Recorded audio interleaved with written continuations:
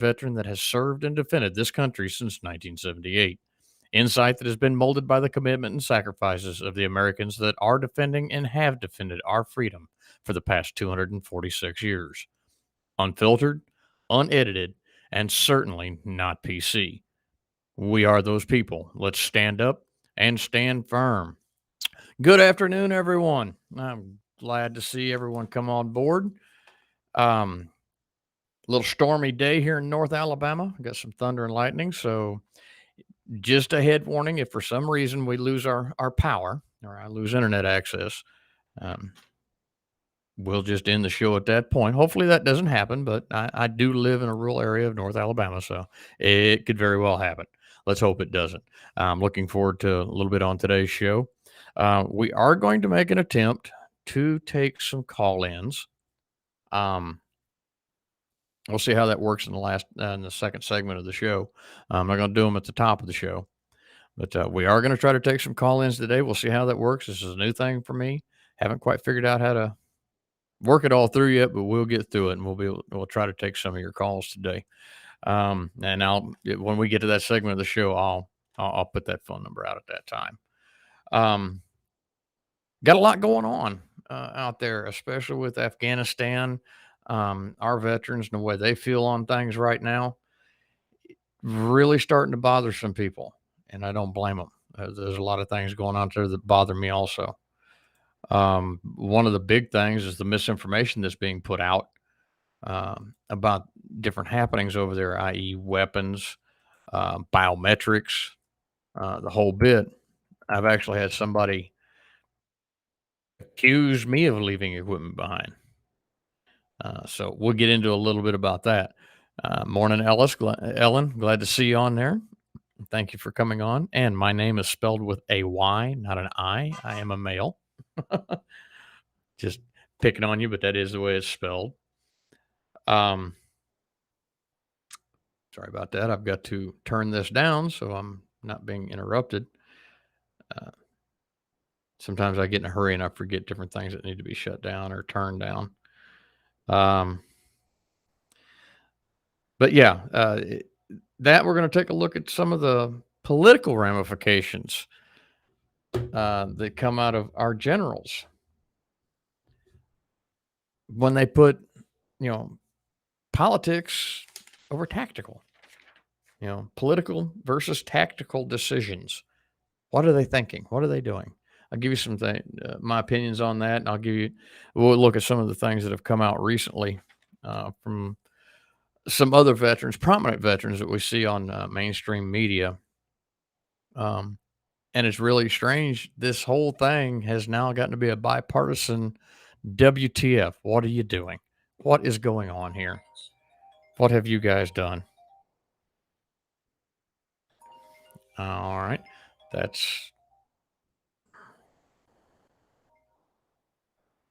We won't worry about that one. That's not a call into the show. Anyway, bipartisan, we have people out there saying, hey, what's going on? What are you doing? What is our plan? What's going on here? We still have thousands of Americans behind enemy lines there. Some of them just 200 yards away from the Kabul airport and can't get there. They can't get to the airport. Now we find out this morning that the State Department has advised, do not attempt to go to the airport. Okay. It's dangerous. We do have Marines and Army on the ground. We have the 82nd Airborne is there with their people. The Marine Corps is there with their expeditionary unit. So they've already done a rescue mission yesterday, like I said, 200 yards outside Kabul airport to the hotel, and brought back 169 people back to the airport so they can get them out of there. So, yeah, what are we doing? What's our plans? What's our tactical advantage that's going on there? How are we going to get this done? So, anyway, that'll come under generals with political versus tactical decisions. And we'll discuss some of the comments and some of the observations that are being made, not just mine, but from people who are in a position to know. So real quick plug here. Like a lot of you know, I co-host Moving It Right on Tuesdays and Thursdays at 11 Eastern, 10 Central. It is on the Moving It Right webpage and Moving It Right YouTube. I co-host with the coast. Boy, I'm doing good on the words today. With host Rich Ashton. It is a conservative and political talk show. We get into the views and opinions on American freedoms from a conservative viewpoint. I'm going too fast this morning. I need to slow down and be very careful. But yeah, you can catch me on Tuesday and Thursdays on Moving It Right with Rich Ashton. And it's on every day, 11 Eastern, 10 Central. And we'd really like to have you come out there. And one of the topics I'll be discussing today is, about the weapons supposedly, quote, abandoned by the American military over there. We'll get into that topic today right after this. So, love to see people pop up on the chat. Love to see you come up here. If there's anything else you want me to talk about, or if you have an opinion about what I am talking about, please put it up on the chat. You can see me both on YouTube and Facebook. Haven't seen anybody get on the YouTube channel as of yet, but that's cool. But we'll keep moving along with this. It's 13:09 or 1:09 p.m. for those of you who are not military or don't use 24-hour time frame. So weapons abandoned over there, that's been a big discussion. It has been a big sensational tool from the mainstream media, left and right, both of them saying the same thing. We abandoned weapons over there. Not hardly. Okay. And I've had several people rail on me about this. I have had people tell me that I don't know what I'm talking about. My first question to them was, have you ever been there? My second question is, when was the last time you were there? And my third question to them is, what did you do if you were? Okay. I respect my brothers and sisters across the spectrum, across all military services, whether you went to Afghanistan or not. Okay. I respect those who have opinions, but please make sure you're informed and you know what you're talking about. I try to. If I make a mistake, I'll admit to it. I made a mistake and I try to correct that mistake. But with this situation here, it's not a mistake. People are not paying attention to what's being said. Okay. We didn't abandon any weapons there. We provided weapons and systems to the Afghanistan or the Afghani army and their military operations over there. All right. Those were provided to them with your tax dollars. Yes. Now, and I am highly upset that we provided these weapons to these people and they basically dropped them and walked away. Those horrifying, god awful pictures you see on the mainstream media or on YouTube or on Facebook or any social media thing that you're looking at, where there are caches upon caches of weapons. Look at those carefully. Yes, there are American weapons in there. There's M4s, there's M16s in there. Yes, there are M203 grenade launchers in there. Yes, there's ammunition there. All that was provided to the Afghan army by the United States. We were supplying our ally in a country that we were in a combat operations to ensure that they can protect and defend themselves. Because if you've seen some of the weapons they had beforehand, a lot of them were old Russians. Yes, we provided them AK-47s from other countries that are no longer Soviet bloc, or well, what used to be Soviet bloc, because that's what they were familiar with, and that's what we were able to get a hold of. But we did supply them with weapons. We supplied them with UH-60 Alpha Blackhawks. For those of you familiar with the Black Hawk, the Alpha model is the first model of Black Hawk supplied to the U.S. Army. The United States Army divested those, meaning they took them out of service in the Army, sent them to private companies to be refit, to be cleaned up, to be repaired, and they put them in the foreign military sales service. And then they assigned 100 and some of those to be shipped to Afghanistan for use by the Afghan Air Force. Same way with the A-29 Tucanos, the fixed wings with the rockets and everything. Those were built. Those are new aircraft, and those were sent there for their use. MD-530 Little Birds, built, supplied to the Afghans. We didn't abandon that stuff there, so stop with the abandonment BS. Okay? The equipment the American soldier took over there with him, he brought home. Sophisticated, high-tech equipment. We brought that home. We don't leave those things behind. Now, some of you sit there, well, the upper command. I'm not worried about the upper command. If I saw a one-star general on the ground in Afghanistan, the 2 tours that I spent there, I don't remember him. Probably because I didn't care. I had a job on the ground to do.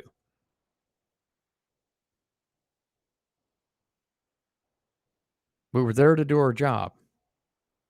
And again, we'll get into this about the generals over here with political and tactical decisions, political versus tactical, later on in the show. But when it comes down to the weapons, we supplied them with Humvees, small arms, UH-60 Alpha helicopters, MD-530 helicopters, Mi-17 helicopters. Some of those were already in the country. We just rebuilt them and give them back to them. Okay. A-29 Super Tucanos for fixed wing close in aerial support. Most of the people, the majority of those people that were trained on those aircraft were competent pilots. They could do their job. Okay. Sensitive items, sophisticated items that we use, that if we left there would get us defeated, was not left there. That was brought home. Now, somebody brought up to me yesterday and today biometrics. Okay.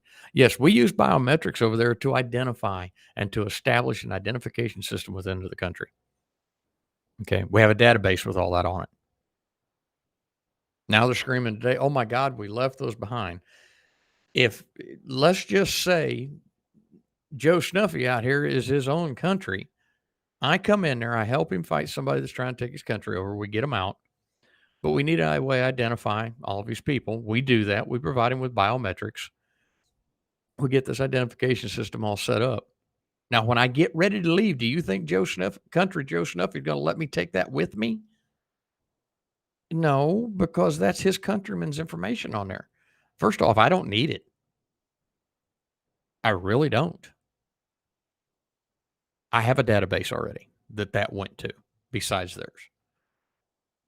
So yes, biometrics was left behind with the Afghan army and the Afghan police to help them identify citizens and terrorists. Any other time, it's a smart thing to do. Why would you take stuff out of a country that it was intended for? What am I going to do with it back here? I said, number one, I've already got the information in their database back in my country. But your country needs it, and you need the tools to do that job, to keep building that database. So no, we did not leave it. We did not abandon that. That was given to the Afghan government, the Afghan military, the Afghan police to continue to do their job as they were originally trained and were doing before we left. Okay. So please stop believing everything that's going on out there. It's not what you think it is. All right. Keep in mind, mainstream media and newspapers are in the business to make money. Sensational stories, albeit skewed, sell. Almost like I learned when I was taking journalism, sex sells. Guess what? Sensationalism is just as powerful as sex. It sells too. And we have a bunch of people that eat this stuff up like candy out of a jar and believe every word they say and never bother to research what's going on. Okay, I've sat and watched hours, and I hope my brothers and sisters that served in Afghanistan are able to talk to somebody and deal with it. It gets hard to deal with watching what's happening after all the hard work. I was in medevac the two tours. The first tour, I was an actual crew chief in flight with with my paramedic on board, my flight medic, bringing the wounded out of the field. It is heart wrenching to know how many people we brought out to a critical care unit on our forward operating base and getting them home. How many we brought out fighting for what's going on for that country to stop terrorism, to protect our homeland. The second tour, knowing how much was going on outside the gates of Kandahar, and we were restricted in what we could do, but we were still defending what we could. It's heart wrenching to see what this current administration has gone and done. Yes, we needed to come out of Afghanistan. We'd been there way too long. There is nobody arguing that point, but there is a smart way to do it. And these idiots in Washington didn't do that. They didn't come up with an exit plan. I have nothing to do with it. I can't sit there and go tell the planners and the generals and the colonels and everybody in the Pentagon and the executive administration what to do. I have no say so in that, except for on voting day.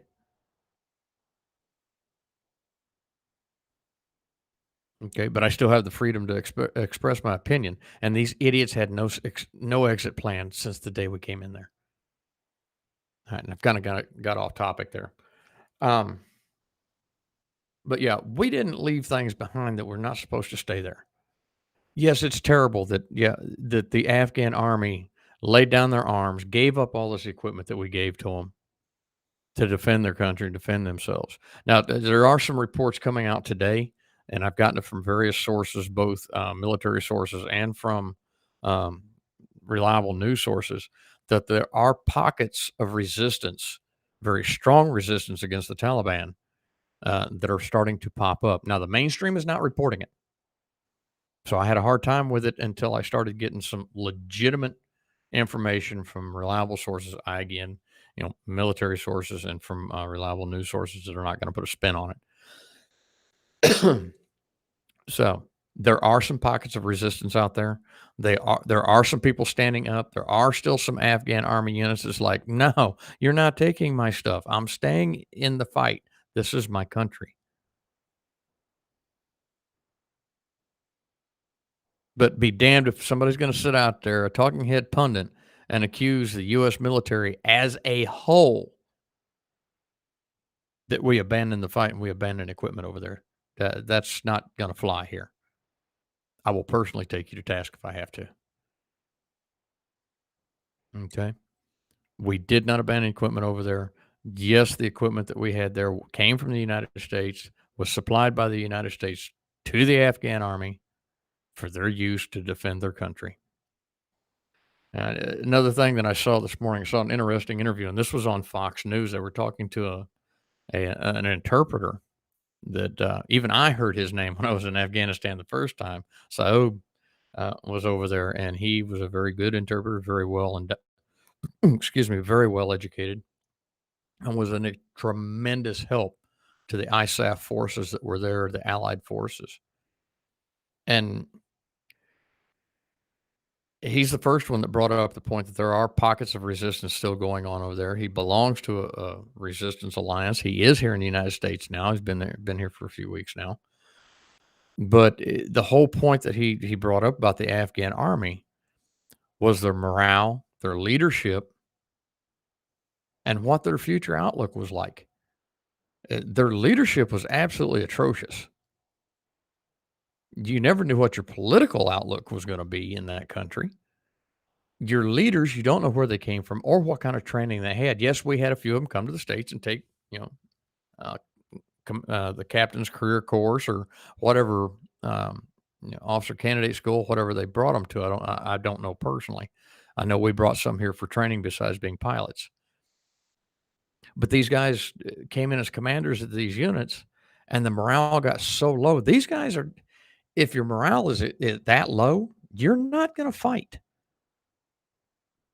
You're going to get in a thick situation and in a bind, and you're going to say, man, you can have this crap. I'm going home.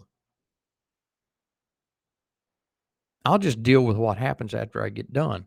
And this is the kind of thing we're dealing with. Yes, we saw this when we were over there. We also saw some very, very good very good Afghan units. They stood their ground. They fought hard. They did their job. And yes, a lot of it's because we as American soldiers, airmen, sailors, and Marines were standing right back there behind them or right next to them to support them, to enhance that morale, to make sure they got their job done, make sure there was not a whole lot of problems, to make sure they had what they needed. Okay. That's something we can't fix. That's up to the Afghan government. That's up to the Afghan military leadership. That's up to the Afghan National Police's leadership. We can't fix that. It's just like a child that's still living in your home at 23 years old. How long are you going to hold their hand? How long are you going to do everything for them? You can't do it forever. Eventually, you're going to die with a 23-year-old in your house. If you don't commit suicide or go in there and try to kill him because he's a lazy bum. But you see the point I'm driving at. The the longer we stay there, the more dependent on us they become, and they're not going to stand for themselves. Sometimes you have to take the training wheels off. Hey, dads, my age and a little bit older, when your kids were learning how to ride their bike, how long did you leave the training wheels on? 3, 4, 5, 6 months? Usually not too long. You took them off, they rode. If they fell, they got hurt, they moved on. Same way in a military going into another country and teaching their military how to operate. Now, one of our failures is we tried to model them after our kind of operations. That's our fault. We needed to look at the culture. We needed to look at the area. We needed to look at what kind of things they had coming that they were beginning to face and teach them in that aspect, not make them the Afghan version of the United States Army. Not everybody can operate the way we do. But we did train them. We did teach them. We did try to stand them up. We provided them with all the equipment that they could possibly need to support themselves and to defend their country. So when you go out there running your heads saying that the United States Army and the US abandoned equipment over there, shut your mouth for a minute, stop and think about what you're talking about, and realize we went over there to do a job. We did the job. We tried to make sure they were a good place. The administration is screwed up dragging it, yanking us out of there the way they did. Yes, I agree with that. But the American soldier, the American Marine, the American sailor, the American airman, any and all of our allies, we did our job over there. We tried to train these people. There are still good people there. There are still good military units operating. Uh, Might as well say rogue at this point, since their president has decided, sorry, I'm not going to stay here. They're going to kill me. And that's a whole nother topic. But we did our job over there we needed to do. And yes, it was time for us to come home. Did we come home the right way? No, we did it wrong. I say we because we're all Americans. We're all in this together. We're livid over it. So let's replace the administration that screwed this up. Anyway, that gets to be a very sticky situation for me. I get so adamant about it because I hate being accused of abandoning something. This last tour, I was actually the unit movement officer, unit movement NCO, now non-commissioned officer. Bring, I took over there. Now, first step is I took a company, a medevac company, to Fort Bliss. When I got to Fort Bliss, I was assigned as the medevac task force unit movement NCO. Moved that entire task force, which was 4 states put together to make a company, took them to Afghanistan. When I got to Afghanistan, the battalion commander and the battalion sergeant major saw the job that I had done and put me up battalion movement so I could help their movement officer and movement NCO and get my task force, medevac task force, back home. So I know what come in country. I know what left country. I know what we left behind. I know what we took with us. And by the way, the things we left behind were left to the next unit. We stood there and watched to make sure they signed a hand receipt because they needed that piece of equipment because we didn't have it anymore, or there wasn't one in country for them to utilize. So when you start accusing, especially the ground people, of leaving things or abandoning equipment, you're probably going to get into a fight because we didn't abandon shit. We brought what we have home. And we're talking about we were talking a little bit about the evacuation going on, the fiasco there at Kabul airport. I come back to the States on that. It's no wonder it's a disaster. We have an absentee president. We have a vice president that has no clue what she's doing, is now headed to Saigon, to Vietnam. And the spokesperson for the Pentagon contradicts everything that the president says and stutters when he does it because he's not sure what the hell's going on either. What do we got going on here, people? What's going on in this country? We have an administration that has zero clue. We have a Secretary of Defense that is more worried about critical race theory and social justice than tactical operations and tactical training for his troops across a broad spectrum board. If any of you have sons and daughters in the military now, ask them what kind of training do they have to take on a day-by-day basis besides trying to do their job they were trained to do. And that's active, reserves, National Guard. Ask them what they do when they go to their military duty. They're going to spend about 60% of their time in some kind of stupid little course that has absolutely nothing to do with them doing their job or defending the country. And damn sure not to be a better citizen because it's turning it into politicization of the military, which there's a regulation that keeps us from being involved in politics, but our leadership is pushing politically motivated indoctrination.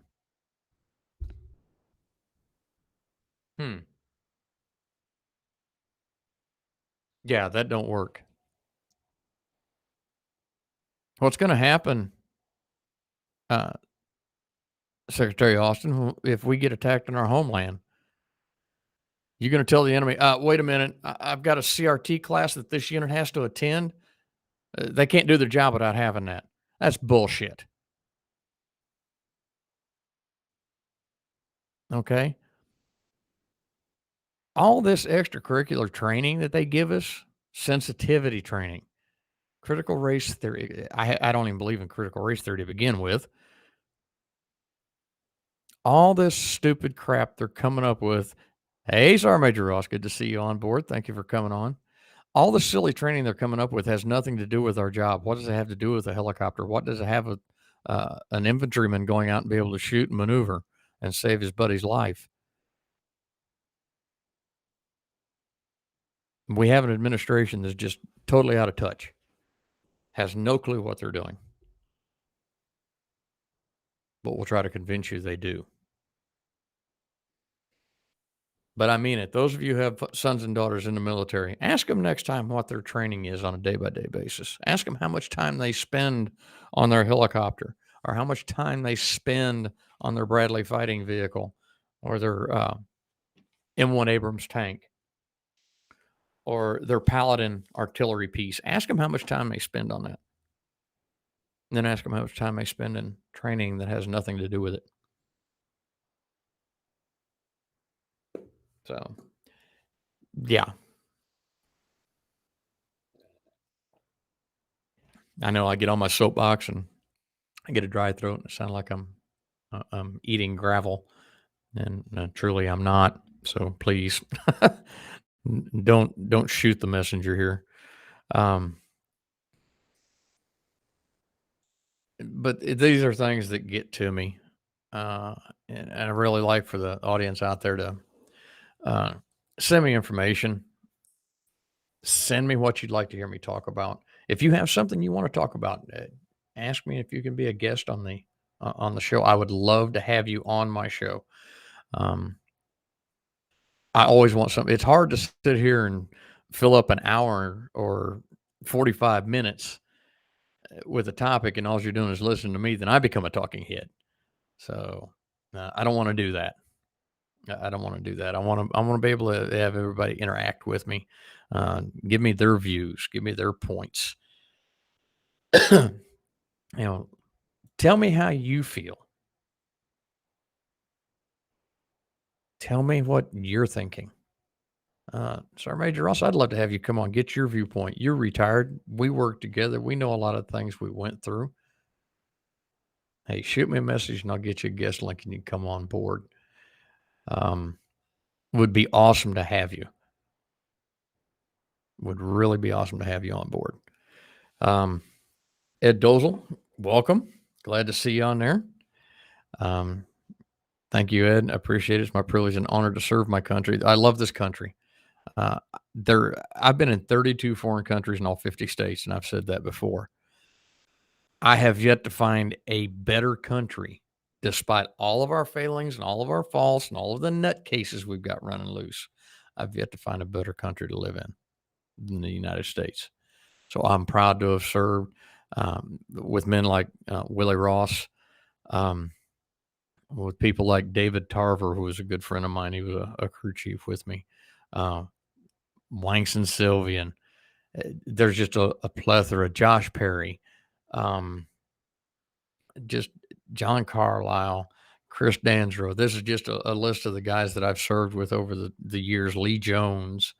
Um, I can go on and on and on. Meeting men like Eric Sabiston, Dust Off 7-3, wrote a book called Dust Off 7-3. That's always been my privilege and my honor. So I'm going to put up a quick little uh, ad here in just a second. Just hang with me, and I shall be right back. What do you see in a parade? You see children with their flags, families clapping and laughing.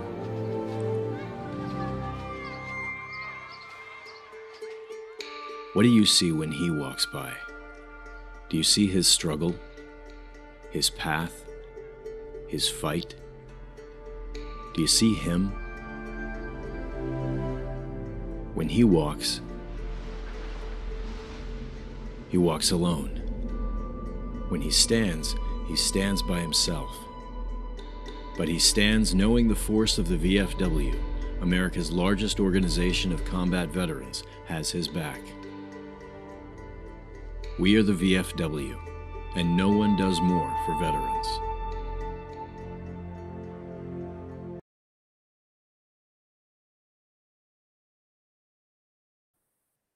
All right.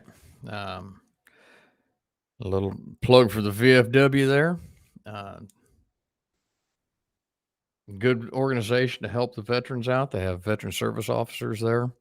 Um, if you ever need any help, get a hold of the VFW. There's several good organizations out there. The American Legion, VFW, Veterans of Foreign Wars, DAV, Disabled Veterans. There's a plethora of them. Iraq and Afghanistan veterans.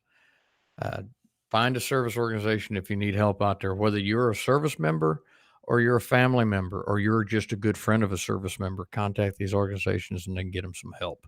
Um, they can help you sometimes with bills. They can help you with getting your VA benefits. They can help you with getting medical care. There's a plethora of things that these organizations can help you with. So please support them. Please reach out to them if you need help. If you know a veteran that needs assistance with housing and things like that, you have Tunnel to Towers can help them with that. And again, these other organizations that I mentioned. So this is where we're going to get into a little interesting here. Generals and political versus tactical decisions. Which are more important?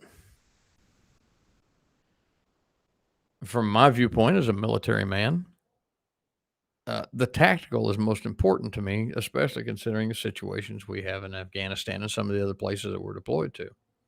However, and this come out this morning, I watch a bunch of different news programs and informational programs, things of that nature, and I glean a lot of information. I try. It's like I always say on my show: before you speak, educate yourself. Make sure you know what you're talking about. Okay. Make sure you can back what you're saying up. I'm always able to back it up. Now, people still may not, and I've had it happen. People may not agree with me when I try to back something up. They may not like um, the source that I have. Sorry, it is what it is. But I take and apply the effort to educate what I'm saying, educate myself on what I'm going to get into. Now, this is something I've seen over the years. And keep in mind, I came in 1978.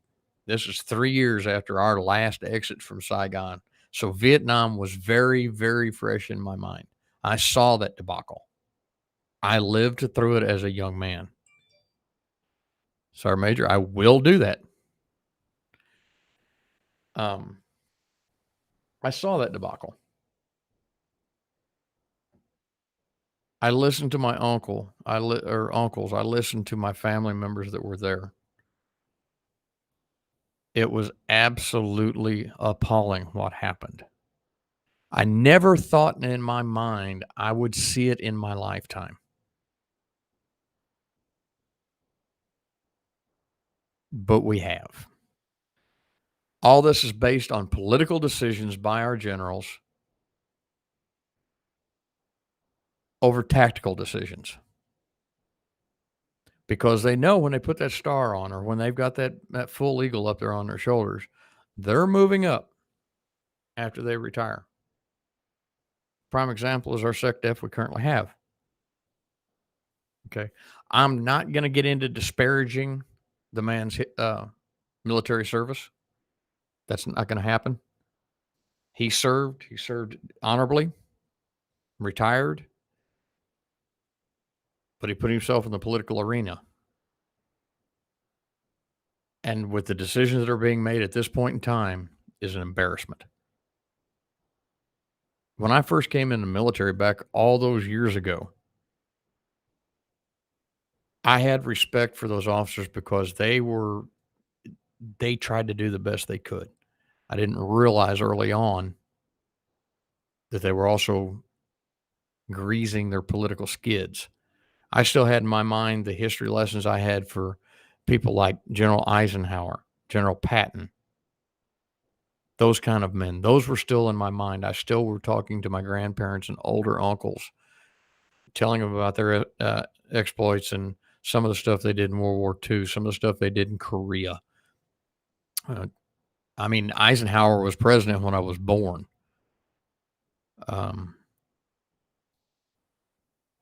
So those were the kind of things that I grew up with that shaped my mental picture of how a general should act.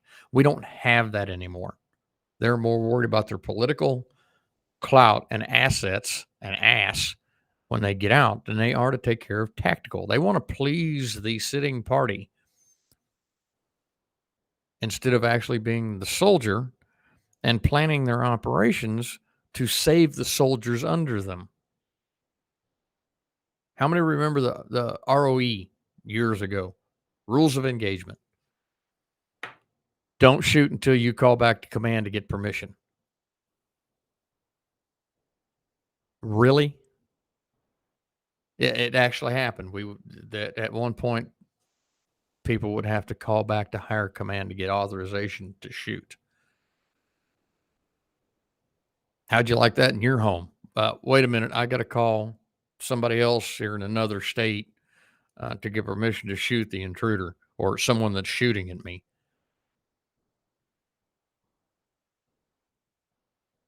So politics over tactics has become the norm within the military services. And that's across the board. That's not just saying the Army.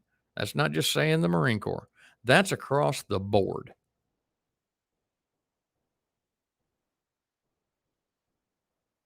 So when they allow that much politics into our tactical operations, we're doomed to failure. We had that both Vietnam and we had it in Afghanistan. Our most successful operations that we've had, quick, down, and dirty. After World War II, we got in there, we fought the good fight, we stayed there until the fight was over. Korea, the country's still divided, but it's at peace. And North is going to run their mouth and rattle their sabers every chance they get, but they have not tried to cross that DMZ. All right. Grenada, 1983, in their less than 90 days. Went in, did our job, got out of there, let their own government take back over, and move on. Kuwait went in, Saddam Hussein's people out of Kuwait, his troops, gave the country back to him. We came home.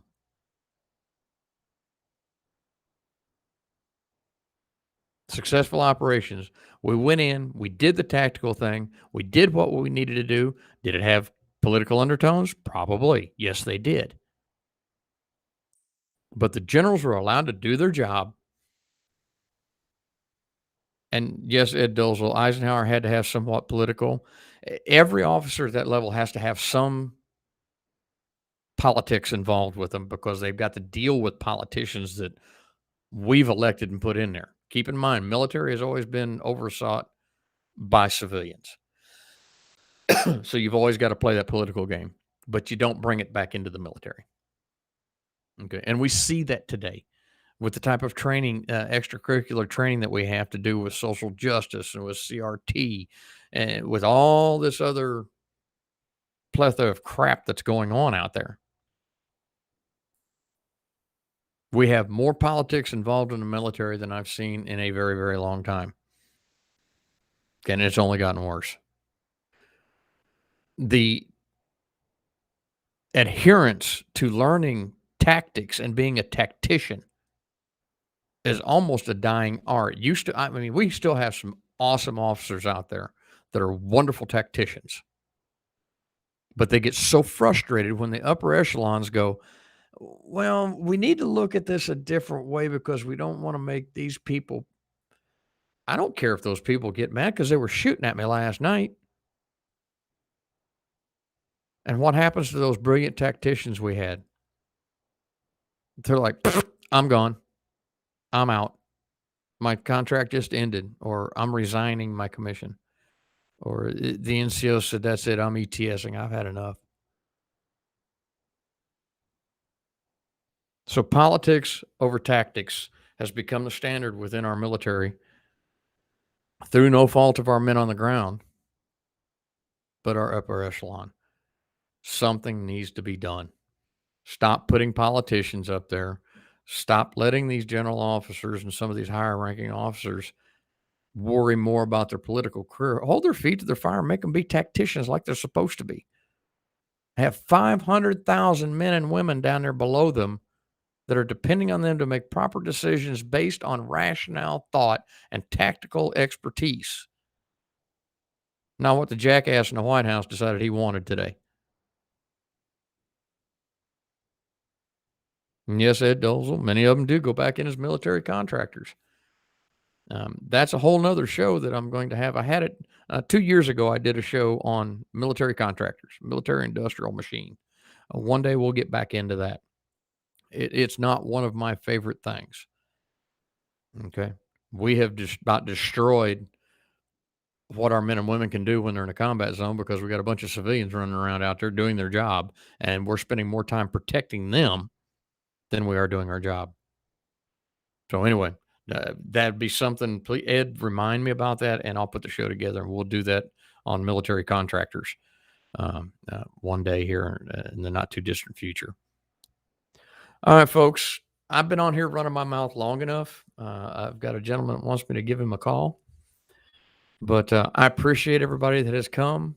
Wither Ross, Ed Dozel, uh, Ellen, I appreciate all of you coming on here.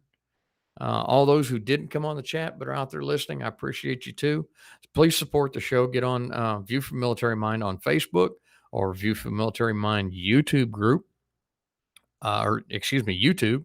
Watch the other shows I've got out there.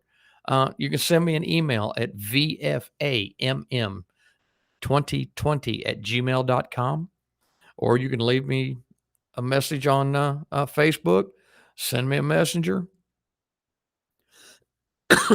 However you want to get in contact with me. I just realized we did not get to the call in today. I'm sorry for that. I just got carried away. But we will do that next weekend. It'll give me a little more time. I've got one piece of equipment I do need to get in to help me. I was going to try to wing it today. It's probably good I did a lot of talking and didn't do that.